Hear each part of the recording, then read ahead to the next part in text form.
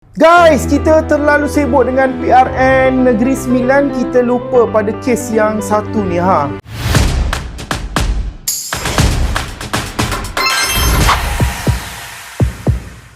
Bertalu-talu nampaknya Tamim Dahari berdepan dengan proses undang-undang. Satu selesai, satu lagi datang. Daripada Port Dickson kemudian dibawa pula ke Langkawi. Memang satu perjalanan yang bukan dekat, bukan ringan sebenarnya. Untuk pengetahuan anda semua, Tamim Dahari telah menyerah diri di IPD Port Dickson pada 18 Julai dan disiasat di bawah Seksyen 506 Kanun Keseksaan serta Seksyen 233 Akta Komunikasi dan Multimedia. Dan kemudian beliau direman selama 2 hari. Selepas tamat tempoh reman dah habis dah, beliau ditahan pula oleh polis Langkawi berkaitan dengan satu lagi kes. Ya Allah, bertalu-talu ujian Tamim Dahari kita ni. Pada 21 Julai, Tamim dibawa ke Mahkamah Magistrate Langkawi dan didakwa di bawah Seksyen 295 Kanun Keseksaan berhubung dakwaan merosakkan objek suci agama Hindu iaitu solam. Tamim mengaku tidak bersalah dan dia memilih untuk dibicarakan. Mana dekat sini kita kena jelas, pertuduhan bukan bermaksud seseorang itu dah bersalah. Mahkamah yang akan menentukan berdasarkan bukti dan hujah kedua-dua belah pihak. Okey, dalam isu ni kita kena jelas. Sebenarnya pertuduhan mahkamah itu bukan bermaksud Tamim Dahari itu dah bersalah.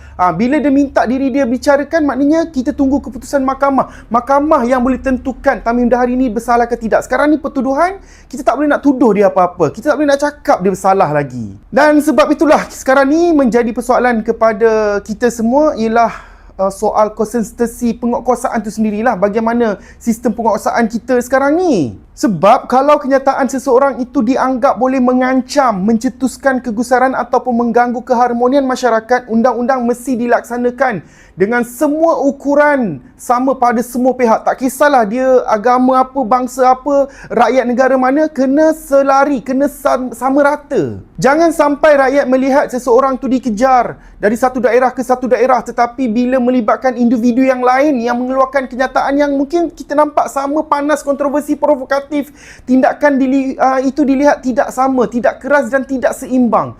Kalau kita tengok contohnya macam Arun Dorai Sami tu, banyak kenyataan-kenyataan yang bersifat kontroversi, banyak provokatif apa semua, tapi tiada sebarang tindakan dan bebas tidak ditangkap sehingga sekarang ni. Kita kena lihat ini bukan sebab kita nak mempertaruhkan nasib Tamim Dahari. Sebab akhirnya yang dipertaruhkan bukan sekadar nasib Tamim Dahari, yang dipertaruhkan ialah keyakinan rakyat terhadap prinsip bahawa undang-undang mesti dilaksanakan secara adil tanpa memilih siapa individu, apakah kaum dia, apakah agama dia, apakah kumpulan yang diwaliki. Kena seimbang, kena sama rata, tak boleh nak pilih kasih lah. Dan dalam pada masa yang sama kita kena juga matang, kita tak adalah nak mempertahankan Tamim Dahari ni daripada layanan yang dianggap tidak adil. Tidak bermaksud kita perlu membenarkan semua tindakannya. Kalau Tamim Dahari salah, hukumlah dia, bicaralah dia. Memang dia bersalah, bagilah hukum apa sekalipun, tak kisah sebab dia bersalah. Kita bukan nak membela Tamim Dahari, tapi kita nak menentukan kalau dia bersalah, betul. Tapi kalau orang lain bersalah buat perkara yang sama, tolonglah ambil tindakan yang sama. Saya berharap Tamim Dahari terus kuat. Perjuangan ni memang ada harga dia, tetapi dalam negara yang menjunjung kedaulatan undang-undang, keadilan bukan sekadar mesti dilaksanakan, rakyat juga mesti dapat melihat bahawa ia dilaksanakan sama rata.